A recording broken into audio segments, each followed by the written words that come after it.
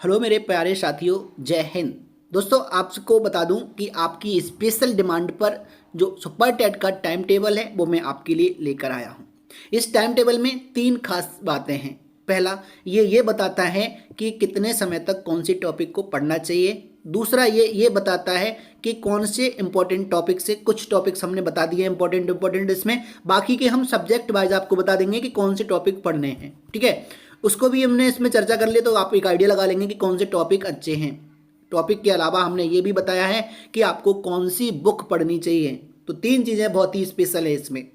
तो दोस्तों, अगर वीडियो पसंद आए तो लाइक शेयर जरूर करना, और आपसे रिक्वेस्ट रहेगी कि वीडियो को लास्ट तक देखिएगा, क्योंकि वहाँ हम आपको ये बताने वाले हैं अंत में कि जो आपको ये टाइम टेबल है सिलेबस के आधार पर, वो आप कैसे पीडीएफ के रूप में प्राप्त कर सकते हो। तो वीडियो के लास्ट में हम आपको बताएंगे और उसको वीडियो को अंत तक जरूर देखिएगा। तो चलिए सबसे पहले स्टार्ट करते हैं कि इसमें खास बात क्या है। इसमें हमने आपको बता दूं तैयार किया है तो किन किन बातों का ध्यान रखा है। पहला, सबसे पहला कि किस टॉपिक से कितने क्वेश्चन आते हैं, 10 आते हैं, 40 आते हैं, 30 आते हैं, किसी से 5 आते हैं, इन चीज़ों को ध्यान में रखा। दूसरा, पुराने पेपर को देखा, पुराने पेपर एवं अपने अनुभव, जो हमारा अनुभव रहा है 69,000 शिक्षक भर्ती से। आपको बता दूं कि मैं एक सिलेक्टेड असिस्टेंट टीचर हूं 69,000 से, और इसीलिए मैं आपको एक अच्छा टाइम टेबल बताने की प्रयास कर रहा हूं।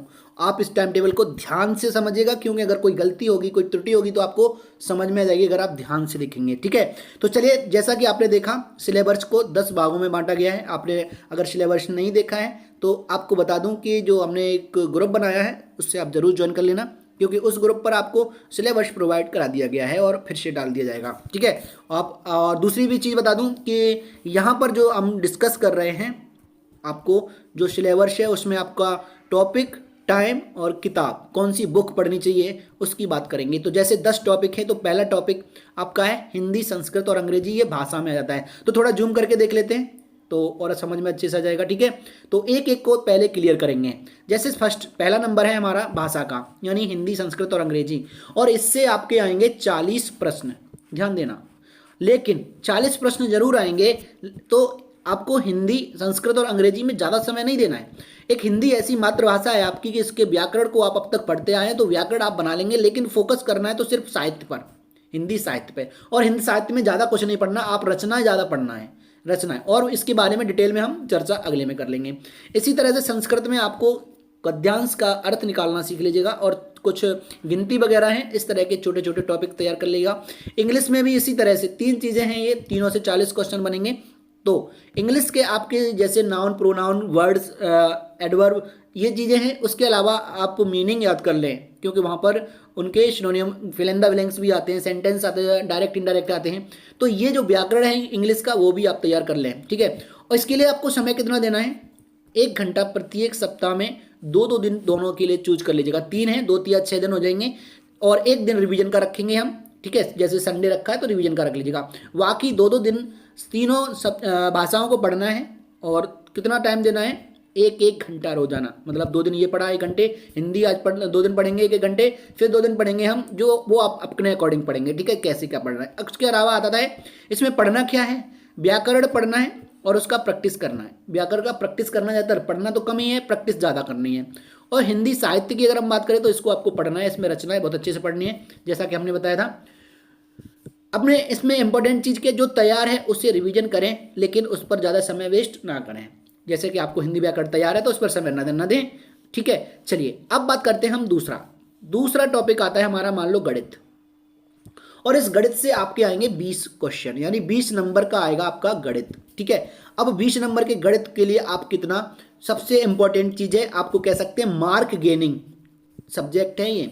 क्योंकि बहुत सारे लेकिन अभ्यर्थी ये कहेंगे कि नहीं ये तो टफ होता है। तो आपको बता दूं, अगर आप कम से कम रोजाना 2 घंटे इसको देते रहेंगे और इसका बेसिक पहले तैयार कर लीजिएगा, फिर आपको लगेगा कि, क्योंकि इसमें एक लिमिटेड है, वहीं से आएगा। आप इस 20 में से कितना भी कोई कमजोर होगा वो 15 प्लस फिर भी आएगा, और 18, 19, 20 तक चले जाते हैं। पूरे गणित है ये, और इस गणित में ऐसा हो जाता है क्योंकि लिमिटेड है और वही आपको पढ़ना है। ठीक है, तो ये आप में गणित में मैं बता दूं कुछ इंपॉर्टेंट टॉपिक्स और भी हैं थोड़े, लेकिन यहाँ हमने कुछ खास रखे हुए हैं। जैसे संख्या पद्धति है, आपका लाभ हानि है, ब्याज है, प्रतिशत है, कार्य एवं समय है, इस तरह के ये टॉपिक आप पहले तैयार कर लीजिएगा अंकगणित में। आपको बता दूं कि 7 से 8 क्वेश्चन इसमें से आपके बीजगणित से भी आएंगे और ज्योमेट्री से भी आएंगे आपके। तो यहाँ 2 चीज़ें और आप तैयार कर लीजिएगा। एक तो आपका होता है मेंसुरेशन, क्षेत्रमिति। तो ये 3 टॉपिक आप अगर अच्छे से और पढ़ लें, बीजगणित, क्षेत्रमिति और ज्यामिति, ठीक है। बाकी का ये टॉपिक पढ़ लेना काफ़ी हो जाएगा गणित के लिए। चलिए, तो ये था हमारा दूसरा टॉपिक गणित। तीसरा टॉपिक आता है हमारा जीके एंड करंट अफेयर्स। अब जीके और करंट अफेयर्स में आपको क्या करना है, रोजाना आधा घंटा देना है सिर्फ। और आधा घंटा कहाँ से देना है, आधा घंटा इसलिए देना है कि जो करंट अफेयर्स है वो आप पेपर से पढ़ सकते हैं या कोई मैगजीन उठा लो। रीज़न ये है कि करंट अफेयर्स आप कितनी भी पढ़ना, लास्ट टाइम पे आपको रिवीजन फिर से करनी पड़ेगी। तो इसीलिए इसके लिए जो करंट अफेयर्स के लिए टाइम मैनेजमेंट है वो आप लास्ट में ज़्यादा रखेंगे, लास्ट के 2 महीने में। यानी जब आपको पता चल जाएगा ना कि आपका पेपर इस महीने में है, आपको बता दूं अभी तक फॉर्म नहीं आया, पहले फॉर्म आएगा फिर आपको पता चलेगा कि इस डेट में, तो उससे पहले आप इस पर ज़्यादा टाइम देंगे। लेकिन अभी इस पर ज़्यादा समय नहीं देंगे क्योंकि ये टॉपिक ऐसा है जो करंट है वो पुरानी होती चली जाती है दिन ब दिन। तो आप समझ गए होंगे।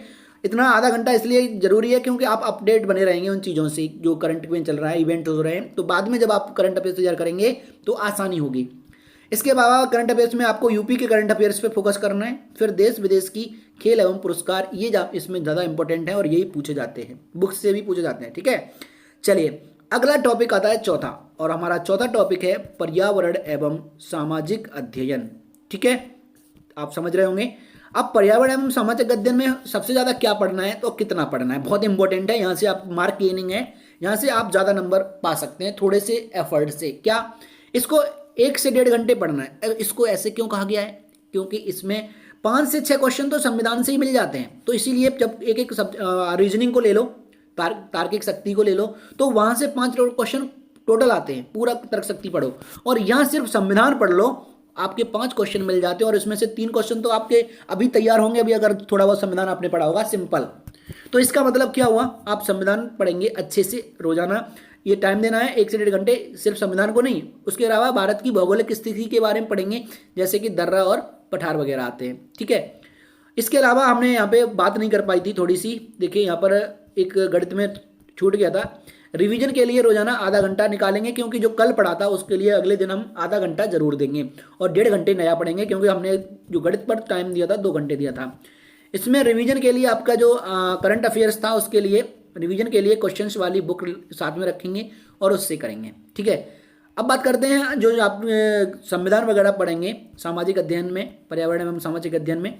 तो इसमें आपको रिवीजन के लिए क्या करना है, टॉपिक वाइज बुक लेनी है। और किरण की आती है एक टॉपिक वाइज बुक, मतलब हर टॉपिक पे संविधान के क्वेश्चन एक जगह मिल जाएंगे, दर्रा के क्वेश्चन एक जगह मिल जाएंगे, अर्थ की भौगोलिक स्थिति के बारे में एक जगह मिल जाएंगे, अलग अलग सेपरेट मिल जाएंगे। तो आप पढ़ेंगे तो तैयार हो जाएंगे क्वेश्चन के साथ, ठीक है। तो चलिए, अगर आपको किसी बुक के बारे में जानना हो कि कैसे खरीदनी है, कहाँ से मिलेगी, कौन सी बुक मिलेगी, तो कमेंट करके हमें जरूर पूछ सकते हैं। चलिए, अगला 5वां क्वेश्चन है आपका शिक्षण कौशल। अब अगर हम बात करें जो शिक्षण कौशल है, अभी हमने बताया था गणित से आपके 20 क्वेश्चन आते हैं। अगर जीके करंट अफेयर्स की बात करें तो जीके करंट अफेयर्स आपका आता है 30 नंबर में, ठीक है ये। और पर्यावरण अध्ययन एवं आपका ये आता है, ये 10 नंबर का ही आता है, लेकिन हाँ इसमें 10 नंबर सॉलिड हो जाते हैं और ये 30 नंबर का भी अच्छा होता है। तो ये टॉपिक आपको अच्छे से तैयार करने हैं। अगर हम शिक्षण कौशल की बात करें तो शिक्षण कौशल आपका आता है 10 नंबर का, ठीक है। 10 नंबर का क्या आएगा आपका शिक्षण कौशल।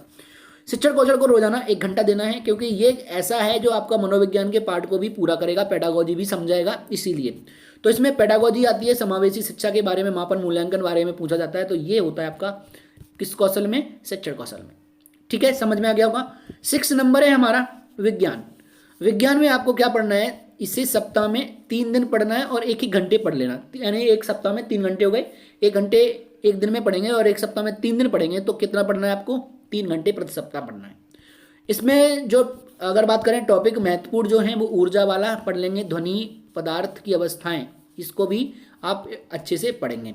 रिवीजन के लिए प्रैक्टिस सेट से इसका रिवीजन होता रहेगा, इसके लिए कोई खास अलग से बुक नहीं लेनी है। जब आप प्रैक्टिस सेट करेंगे लगाएंगे तो वहाँ से इसका रिवीजन हो जाएगा। अगला टॉपिक आता है बाल मनोविज्ञान से क्वेश्चन आपके कितने बनते हैं। जो बाल मनोविज्ञान है यहाँ से आपके क्वेश्चन बनेंगे 10, ठीक है। और इन 10 क्वेश्चनों में से रोजाना जो बाल मनोविज्ञान पढ़ना है 1 से 1.5 घंटे पढ़ेंगे आप रोजाना, इस पर कौन से टॉपिक पढ़ने हैं, वैयक्तिक भिन्नता टॉपिक पढ़ेंगे, सृजनात्मकता है, वातावरण है, सीखने के सिद्धांत हैं। इस तरह के जो इंपॉर्टेंट टॉपिक हैं इनको पहले पढ़ लेंगे, उसके बाद बाकी के टॉपिक देखेंगे। इसमें सब रिवीजन के लिए सुपर टेट की जो बुक आती है बहुत ही अच्छी है, और इसको ले सकते हैं आप, यूथ की है, सुपर टेट की, बहुत अच्छा काम करती है। ठीक है, बहुत अच्छे कंटेंट दिए हुए हैं। अगला आ जाता है आपका तार्किक ज्ञान। ठीक है, 8वां तार्किक ज्ञान आपका रीजनिंग है, और रीजनिंग में आपको सप्ताह में एक दिन बैठ जाओ और 2 घंटे लगभग रीजनिंग पढ़ लो, क्योंकि ज़्यादा नहीं पढ़नी है, एक दिन पढ़नी है, तो इसलिए 1-1 घंटे रोजाना पढ़ने से आप ऐसा भी कर सकते हैं, इसको 1 घंटे 2 दिन ले लें, लेकिन एक दिन में 2 घंटे पढ़ लेंगे तो ज़्यादा अच्छा रहेगा, टॉपिक पूरा रिवाइज हो जाया करेगा। टॉपिक इसमें इंपॉर्टेंट कौन से हैं? रक्त संबंध, ये आती कितने की है? 5 नंबर की आती है, पिछली बार पूरे 5 की आई थी। रक्त संबंध, दिशा परीक्षण, सीरीज, कोडिंग डिकोडिंग और कैलेंडर। पिछली बार इन जो क्वेश्चन आए थे वो रक्त संबंध से आया था एक क्वेश्चन, दिशा से एक आया था, दिशा परीक्षण से, सीरीज से आए थे 2 question, sorry 1 question, coding decoding से आए थे 2 क्वेश्चन, 2 यहाँ से, 1 यहाँ से, 1 यहाँ से, 1 यहाँ से, कितने 5 हो गए, तो 5 क्वेश्चन आए हुए थे। अब हम बता रहे हैं आपको कैलेंडर भी जरूरी है इसमें इंपॉर्टेंट, और घड़ी भी इंपॉर्टेंट है, तो हो सकता है इस बार घड़ी पूछी जाए या कैलेंडर पूछा जाए। ठीक है, बाकी का आपका सिटिंग एंड रैंकिंग और पढ़ लेना, वो भी इंपॉर्टेंट है इसके लिए। कोई भी बुक ले सकते हैं वैसे, अब आप चाहो तो आर्यंत की बुक भी अच्छी है इसके लिए, और बाकी आप देख सकते हैं अपने अकॉर्डिंग, अगर आपके पास कोई पड़ी हुई है, कह सकते हैं कंपटीशन की अगर आपने तैयारी की है तो वो भी पढ़ सकते हैं, कोई बड़ी बात नहीं है इसमें। सूचना एवं तकनीकी, ये आपका कंप्यूटर से संबंधित होता है, इसे सप्ताह में 2 दिन दे देना, 1-1 घंटे पढ़ लेंगे, और इस तरह से आपको क्या करना है, कंप्यूटर का जो बेसिक ज्ञान है वो लेना है, और इंटरनेट की सामान्य जानकारी, क्योंकि पिछली बार इंटरनेट से कुछ क्वेश्चन पूछे गए थे, बिट की फुल फॉर्म पूछी गई थी, यानी बिट का विस्तृत फॉर्म रूप क्या है, इस तरह से। चलिए, ल्यूसेंट की बुक इसके लिए काफ़ी अच्छी है, छोटी सी बुक आएगी, पतली सी, और वो आप पढ़ लेंगे तो आपका काम हो जाएगा। चलिए, 10वां क्वेश्चन, लास्ट भाग है इसका, जीवन कौशल एवं प्रबंधन एवं अभिवृद्धि। इसे सप्ताह में 3 दिन अगर आप पढ़ लेंगे, दिन में 1-1 घंटे, तो आपका जो टॉपिक है वो कौन से तैयार करने हैं, अभिप्रेरणा, दंड एवं पुरस्कार के वाला, व्यवस्था, परामर्श और परामर्शदाता एवं परामर्शक, तो इसके बारे में आपने पढ़ा होगा। ये अपने आपके में जो बुक रही है एक, जिसका नाम है आपका, कह सकते हैं व्यवसायिक आधार एवं नीति, इस तरह से आप इसको पढ़ेंगे, तैयार करेंगे। ठीक है, और सुपर टेट की जो बुक है इसके लिए बहुत अच्छी है, यूथ की प्रैक्टिस बुक ले सकते हैं इसके लिए। ठीक है, प्रैक्टिस बुक से आप इसको तैयार कर लेंगे। अब बात करते हैं कि ये जो हमने बनाया है, तैयार किया है, अभी आपको हम बताएंगे कि इसको कैसे डाउनलोड करना है। नोट में देखिएगा, इसमें लिखा है ये पुराने पेपर, मेरे अनुभव और कितने अंक का कौन सा टॉपिक आता है, इसके आधार पर तैयार किया गया। ये जो हमने तैयार किया ना, आपको इसके आधार पर किया है, आप अपने स्व आकलन के आधार पर इसमें परिवर्तन कर सकते हैं। आप अपने कोई टॉपिक आपका बहुत अच्छा है तो उसके लिए कम समय कर सकते हैं, और कोई ज़्यादा खराब है तो उसके लिए समय बढ़ा सकते हैं। ये एक सामान्य लोगों के लिए तो तैयार किया गया है, इसके आधार पर आप अपना तैयार कर सकते हैं। इसे डाउनलोड करने के लिए आपको क्या करना है, जो हमने जिस वीडियो के कमेंट बॉक्स में एक लिंक दी हुई है, वहाँ से आप वहाँ से आप ग्रुप ज्वाइन कर लेना, और उस ग्रुप पर हम इसे प्रोवाइड करा देंगे। ठीक है, तो लेकिन कोशिश ये करनी है कि इस वीडियो को ज़्यादा से ज़्यादा लाइक करना, क्योंकि जब लाइक ज़्यादा होंगे और आपकी वीडियो की रेटिंग अच्छी होगी तो हम आपको और भी अच्छी वीडियो प्रोवाइड कराएंगे। ठीक है दोस्तों, तो चलिए अब मिलते हैं नेक्स्ट वीडियो में नेक्स्ट टॉपिक के साथ।